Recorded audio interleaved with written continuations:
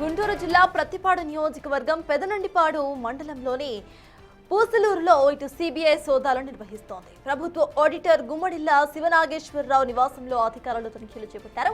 ప్రస్తుతం తాడేపల్లిగూడెంలో శివనాగేశ్వరరావు విధులు నిర్వహిస్తున్నట్టుగా సమాచారం. ఉదయం నుండి ముమ్మర తనిఖీలు కొనసాగుతున్నాయి. ఇది మీ అబ్బాయి చేతులు చేసుకున్నాడు, మీ అబ్బాయి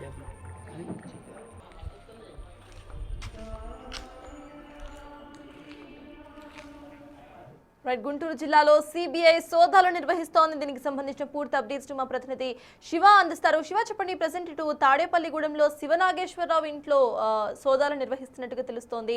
ఈ సోదాలు ఎందుకోసం, అక్కడ అప్డేట్స్ ఏంటి?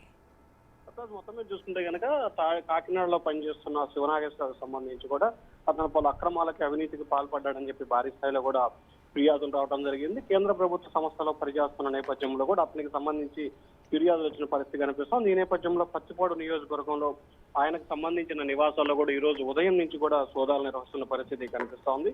ఈ సోదాలకు సంబంధించి కూడా అనేక కీలకమైన డాక్యుమెంట్లను కూడా అధికారులు స్వాధీనం చేసుకున్నారు. దాదాపుగా 3 గంటల పైగా కూడా కీలకమైన డాక్యుమెంట్లని పరిశీలించినట్లు కూడా తెలుస్తా ఉంది. అయితే ఎందుకు సోదాలు నిర్వహించారు, అతనిపై ఎటువంటి ఆరోపణలు వచ్చాయి ఏమిటి అనే కోణంలో స్థానికులు అయితే చర్చించుకున్న పరిస్థితి కనిపిస్తోంది.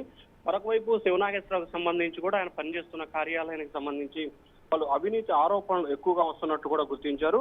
సో ఏ ఆరోపణలు వచ్చాయి, ఎందుకు ఆరోపణలు వచ్చాయి, ఆరోపణలకు సంబంధించి ప్రధానమైన కారణం ఏంటి అనే దానికి సంబంధించి కూడా ప్రస్తుతం అయితే దర్యాప్తు కొనసాగుతున్నట్టు తెలుస్తా ఉంది.